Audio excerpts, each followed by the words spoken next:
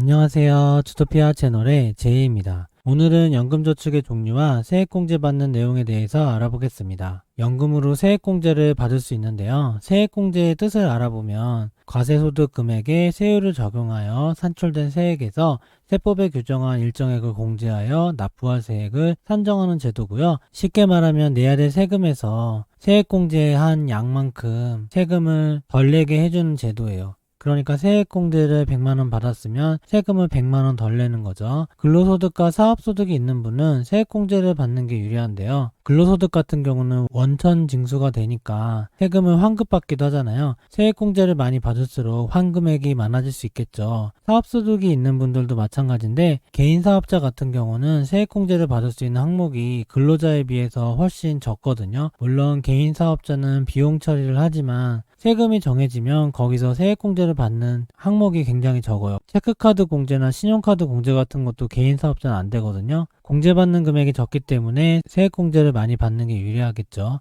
정부에서도 이런 유리함을 통해서 세법으로 연금에 대해서 세액공제를 지원함으로써 개인들이 연금에 자금을 불입해서 노후를 대비할 수 있게 하는 제도고요. 세액공제 받는 연금제도는 개인연금과 퇴직연금으로 구별이 되어 있는데 개인연금은 보통 연금저축이라고도 부르고요. 연금저축보험, 연금저축신탁, 연금저축펀드가 있어요. 보험, 신탁, 펀드에 세 가지 개인연금이 있고요. 퇴직연금은 IRP라고도 불리는데 예전에는 퇴직연금을 안전자산 위주, 예금이나 적금, 채권 위주로 구성을 해서 수익률이 굉장히 낮았는데 다양한 자산군에 직접 투자할 수 있게 만든 제도가 IRP거든요. 그래서 개인연금과 퇴직연금으로 세액공제를 받을 수 있다는 거고, 이번 영상에서는 개인연금의 종류와 세액공제에 대해서 간단히 알아보도록 하겠습니다. 개인연금은 연금저축이라고 했는데 연금저축과 연금보험이라는 게 있거든요. 이 두 가지가 좀 헷갈리게 돼 있어서 먼저 설명을 드리면,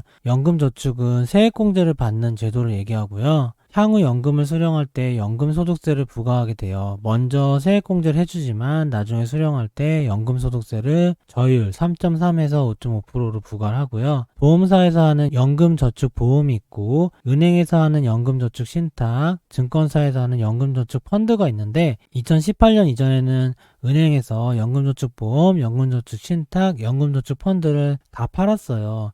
그래서 2018년 전에 은행에서 연금저축을 가입하러 가셨을 때 연금저축 보험을 든다고 하시다가 은행에서 연금저축보험은 나중에 연금소득세 내야 되는데요. 연금소득세 나중에 내지 않는 장기 보유 시 이자 소득을 면제해주는 연금보험이라는 게 있으니까 이걸로 들어보세요 하고서 권유를 해서 들으신 분들이 꽤 있을 거예요. 예전에 2018년 전에는 은행에서 연금보험도 많이 추천을 했거든요. 연금보험은 연금저축이랑 다른데 이거는 완전히 제도가 다른 거예요. 세액공제가 없어요. 보험사에서 하는 거고요. 10년 이상 연금보험을 유지하면 이자소득세가 면제된다고 하는 상품이고요. 연금저축에 해당되는 연금저축보험이나 그냥 연금보험이나 둘 다 보험사에서 하는 건데, 보험사에서 하는 거는 사업비가 빠져서 원금이 적어지고요. 수수료가 비싸서 확정 이자로 이자를 준다고 하는데 실제로 해보면 그냥 혼자서 은행에서 적금을 하는 거나 예금을 하는 게 훨씬 나을 때가 많아요. 근데 연금보험에서는 10년 이상 유지할 때 이자 소득세 면제해주는 게 전부기 때문에,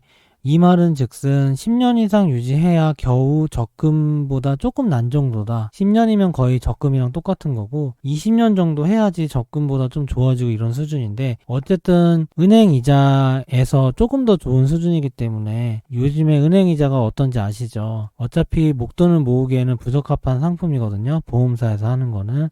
그래서 보험사에서 하는 연금저축보험이나 연금보험이나 둘 다 추천해드리고 싶진 않고요. 이번 영상에서는 세액공제되는 연금저축 위주로만 다루도록 할게요. 세액공제를 받는 연금저축 제도가 있어요. 아까 말씀드린 것처럼 세 가지로 돼 있죠. 첫 번째 연금저축보험이 있어요. 보험사에서 가입하는 거고 2019년 기준으로 연금저축보험에 가입한 비율이 이 연금저축 제도 내에서 76%나 돼요. 그러니까 100명 중에 76명은 연금저축보험을 하고 계신 거예요. 보장성 보험이 보통 하나 들어가거든요. 보험이기 때문에. 그래서 거기에 따른 사업비를 내죠. 그래서 뭐 사업비가 5%다. 내가 100만 원을 적립하면 5% 빼고 95만 원만 복리저축을 해주죠. 그래서 이거 가입할 때는 복리로 저축돼서 은행 저축보다 나아요 하면서 영업을 하거든요. 복리 저축이 좋은 건 맞는데 원금을 줄여서 복리 저축하니까 그냥 원금이 안 줄고 단리 저축을 반복하는 게 훨씬 더 좋고, 은행 예금을 풍차 돌리기처럼 연속해서 반복해서 하면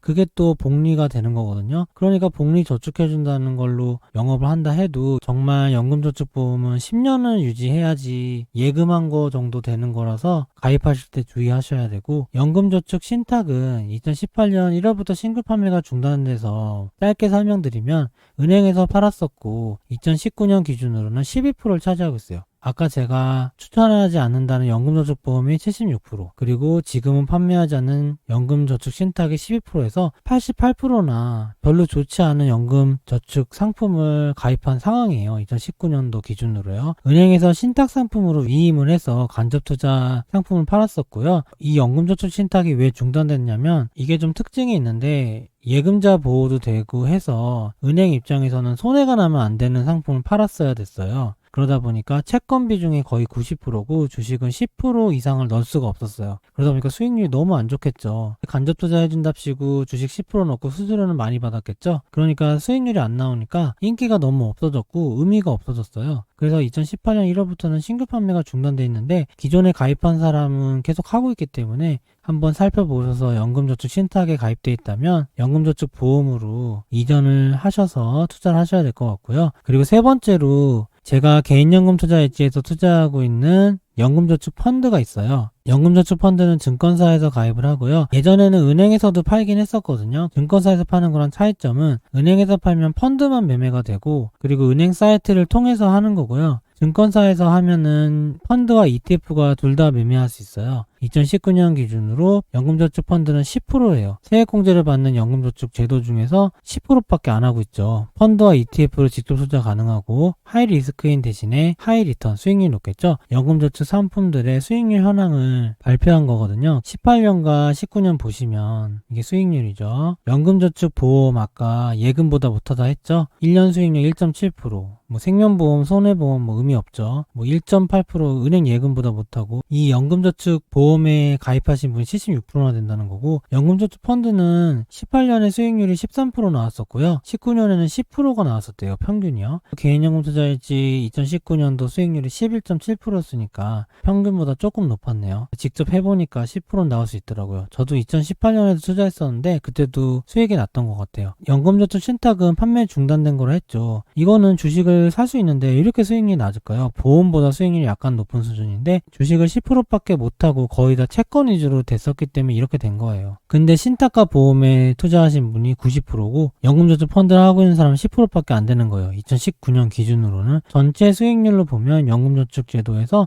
수익률이 3%밖에 안 나왔어요. 2019년도에. 펀드는 10%나 나왔는데 비중의 90%를 차지하는 보험과 신탁이 수익률을 다 까먹으니까 전체 수익률은 3%밖에 안 나왔죠. 그래서 꼭 펀드로만 운영을 하셔야 되는 거예요. 연금저축 보험을 하면 안 되는 이유를 알아볼게요. 연금저축 보험 보험사에서 한다고 했는데 사업비를 떼간다고 했죠. 5%가 작은 거고 15% 떼갈 때도 있어요. 그리고 복리로 이자를 주긴 하지만 이자가 낮아요. 은행 금리랑 비슷해서 그런 거고, 10년 전후를 불입해야 겨우 본전이 되고요. 20년 불입해야 20년 적금한 거보다 조금 나은 정도예요. 그러니까 찾지도 못하고 20년을 투자하는 거에 비해서 메리트가 너무 없죠. 20년 이상 불입 시 일반 단리 저축보다 약간 유리한 정도, 약간 유리했다고 쳐도 제로금리 시대의 저축으로 노후 대비가 가능할 수 없겠죠. 물가 상승률보다도 낮고 나중에 연금소득세 3%도 내야 돼요. 연금저축 신탁을 하면 안 되는 이유는 은행에서 예전에 하던 건데 지금은 판매 중단됐지만 은행에 내는 수수료가 비쌌고 낮은 수익률, 주식 비중이 10% 이하니까 수익률 낮죠. 근데 아직까지도 보유하고 계신 분이 12%예요. 지금 찾아보셔서 보유 중이신 분은 연금저축 펀드로 갈아타시면 돼요. 이전이 가능하고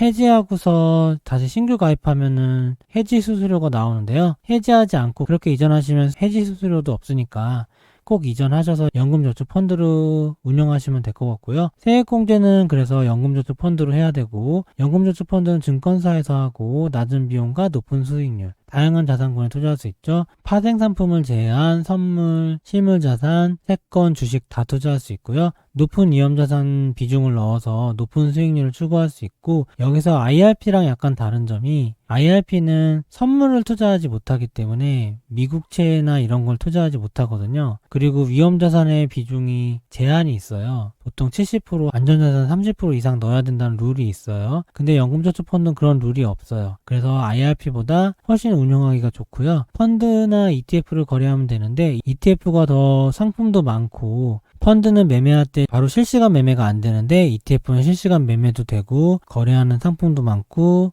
비용도 적으니까 ETF로 매매하면 좋겠고, 직접 투자를 해야 되는 게 단점이라면 단점이에요. 이게 귀찮으신 분도 있을 수 있으니까요. 귀찮으신 경우에는 TDF 펀드라고 한번 가입하면 그냥 20년 동안 알아서 굴려주는 펀드도 있으니까 이런 걸 활용하셔도 되는데, 직접 손이 많이 가게 투자를 해야지 수익률이 높아지는 거예요. 누구한테 위임을 하고 편안하게 할수록 그만큼 수수료가 나간다 보시면 돼요. 그리고 TDF 펀드만의 단점도 있는 편이라 그건 나중에 기회 되면 알려드리도록 할게요. 연금저축 신탁이나 보험 하시지 말고 연금저축 펀드로 가서 TDF 펀드 이런 거 한 종목 사서 적립식으로 하나만 적립해도 10% 전후의 수익률이 나올 거예요. 연금저축 펀드의 세액공제를 알아보면 근로소득만 있는 경우와 근로소득과 추가적인 소득이 있어서 종합소득이 되는 경우가 과세표준이 약간 달라요. 근로소득만 있는 경우는 5,500만원 기준으로 5,500 이하는 세액공제 한도가 400만원이고 세액공제해주는 세율은 16.5%를 해줘요. 그래서 400만원에서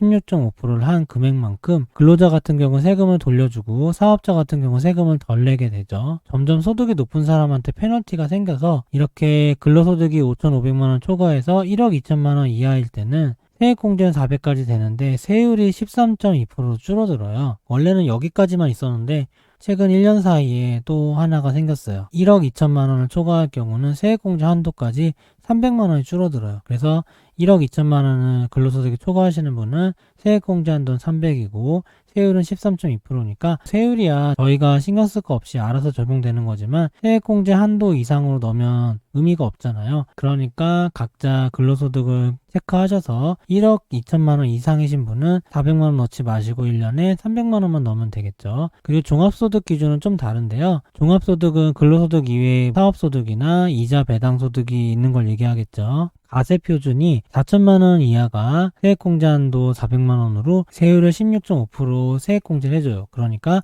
400만 원 곱하기 16.5%만큼 세금을 돌려주거나 덜 낸다는 거고요. 과세표준이 4천만 원 초과 1억 원 이하에는 세액공제 한도는 400만 원 같은데 세율이 13.2% 떨어지고요. 이것도 최근에 생긴 건데 종합소득이 1억 원 초과면 세액공제 한도 300밖에 안 해주고 세율도 13.2%예요. 그러니까 본인의 종합소득이 1억 원을 초과한다 하면 400만 원 넣지 마시고 300만 원만 넣어야 될 것 같고요. 이게 올해 생긴 걸로 알고 있는데 50세 이상은 600만 원까지 또 세액공제를 늘려줬어요. 연금저축펀드의 세액공제 한도를 600으로 늘려줬고 이건 한시적으로 하는 거라니까 하다가 나중엔 없어질 수도 있고 언제까지 갈지 모르는데 지금은 50세 이상은 600만 원까지 된다는 거. 근데 이것도 뭐 1억 원 초과나 1억 2천만 원 초과하신 분은 안 된다 하니까 이 표로 잘 알아보시고 해당되시는 세액공제 한도만큼 입금을 하시면 될 것 같고요. 여기서 IRP 계좌가 따로 있다고 그랬죠. 지금은 개인연금에 관련된 세액공제를 알아본 거잖아요. 근데 퇴직연금의 세액공제까지 합쳐서 개인연금 더하기 퇴직연금에 연간 700만 원까지 세액공제 해주는 거예요. 그러니까 종합소득이 1억 초과이신 분은 개인연금 300밖에 안 되고 IRP 400이 돼서 합쳐서 700까지 되는 거고 근로소득이 5,500만 원 이하이신 분은 세액공제 400 되니까 개인연금 400 하시고 나머지 300을 IRP를 하면 되는 거죠. 합쳐서 700까지 IRP에서 입금을 해서 세액공제 받으시면 되는 것 같고요. 연금저축으로 세액공제 받는 팁을 몇 개만 간단히 알려드릴게요. 연금저축펀드로 한도를 먼저 채운 다음에 추가로 IRP로 채우는 게 좋아요. 아까 IRP랑 연금저축펀드랑 합쳐서 700이라고 그랬죠. 근데 왜 연금저축을 먼저 꽉 채운 다음에 IRP 하는 게 좋냐면, 앞서 말씀드린 적이 있는데 연금저축 펀드가 훨씬 더 다양한 ETF를 할 수 있고 위험자산에 맥시가 없어요. 그러니까 안전자산 30%를 넣어야 된다는 IRP만의 룰이 없고, IRP에서는 선물 상품을 할 수 없어서 연금저축에 선물이 가능하기 때문에 미국채 같은 걸 투자할 수 있는데 IRP 못해요. 그래서 다양한 상품에 투자할 수 있는 연금저축이 훨씬 낫겠죠. 그래서 IRP는 먼저 연금저축을 채운 후에 불입하는 게 좋고, 지금 당장 연금저축을 올해 말까지 불입을 하셔야 되잖아요. 세액공제를 받으려면요. 근데 너무 할 줄을 모르는 거예요. 그래서 못 하시는 경우가 있을 수 있겠죠. 증권사에서 연금저축 펀드를 가입하시면 매수를 안 하고 그냥 증권사 계좌로 입금만 해도 입금한 금액만큼 세액공제를 받는 거예요. 입금한 금액에서 굴리는 거는 알아서 하는 거고, 안 굴리고 현금으로만 넣어놔도 세액공제를 받는 거예요. 정 나는 주식이 너무 싫어서 저축만 하고 싶다. 그럴 때는 아까처럼 연금저축보험 이런 거 하지 마시고 연금저축 펀드로 세액공제를 받을 만큼 불입을 하신 다음에 그 400만 원을 저축성 상품을 사도 돼요. MMF나 국고채 같은 거 거의 은행 예금이랑 똑같거든요. 그런 거를 하셔도 운영할 수 있다는 거고요. 나중에 연금으로 찾았을 때는 연금소득세가 부과가 돼요. 연금소득세는 3.3에서 5.5% 나오는데 빨리 찾을수록 높고 늦게 찾을수록 적게 내고요. 이 연금소득세를 내고 나서 연금소득이라는 게 생기는 거고요. 찾았을 때는 증권사마다 약간 다른데, 저는 미래에셋을 하고 있는데 미래에셋 증권사에 확인해 본 바로는 찾아 쓰는 양은 상관이 없대요. 찾아 쓰기만 하면 된대요. 그러니까 1년에 100만 원 찾아도 되고 1원 찾아도 되고 무조건 1년에 한 번 찾으면 되는 거고, 국민연금이랑 이런 개인연금 포함해서 연간 1200만 원이 넘어가면 이제 그거를 금융소득으로 바꿔서 종합과세를 하거든요. 월 100만 원 이하로 연금을 받을 때는 금융소득으로 더해지지가 않는데 200만 원을 받게 되면 연금소득도 금융소득이 돼서 금융소득 종합과세가 돼요. 근데 연금으로 찾아 쓰는 금액은 내가 조정할 수 있는 거니까 뭐 세금을 내가 알아서 조정할 수 있겠죠. 그리고 퇴직 후에 받는 연금이기 때문에 사업소득이나 근로소득이 작을 거 아니에요. 금융소득이나 연금소득밖에 없을 건데 종합과세 돼봐야 크게 세금이 나오지 않을 거기 때문에 크게 신경 안 써도 될 것 같아요. 어쨌든 연금을 많이 받으려면 세금을 많이 내야 되는 거는 제도기 때문에 그걸 피할 수는 없어요. 세금 안 내겠다고 금고에다가 돈 넣어놔봐야 오히려 세금 내고 연금으로 불리는 것보다 손해죠. 그렇게 생각하시면 될 것 같고요. 세액공제 받는 금액을 연금으로 투자할 때 세액공제로 받는 이익이 있겠죠. 그리고 나중에 연금으로 찾았을 때 연금소득세에 손해가 있겠죠. 잘 계산해보면 연금펀드로 굴릴 때 연간 수익률이 적절하게 6%에서 10% 정도만 나왔다 치면 세액공제로 받은 이익이 연금소득세로 나는 손해보다 더 이득이라고 볼 수 있고, 세액공제 받을 때까지만 입금하시면 크게 손해가 나는 거 없으니까 체크하시면 될 것 같고, 여기에 대해서는 나중에 한번 자세하게 계산하면서 다루는 시간 필요하면 가지도록 할게요.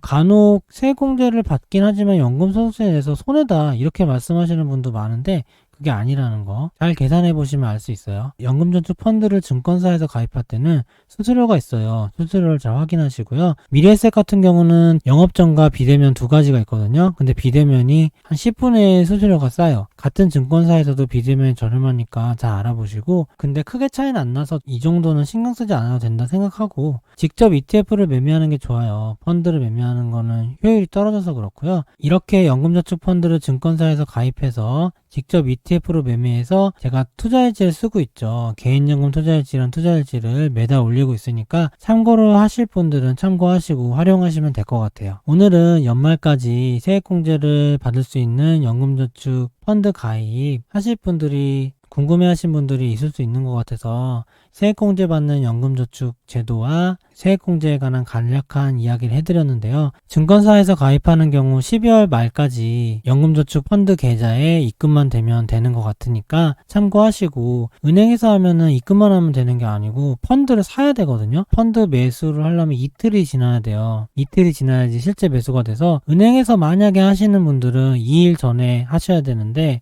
은행에서 하는 건 메리트가 없으니까 증권사에서 하시면 될 것 같습니다. 오늘 영상은 이만 마치겠습니다. 좋아요와 구독 부탁드립니다. 감사합니다.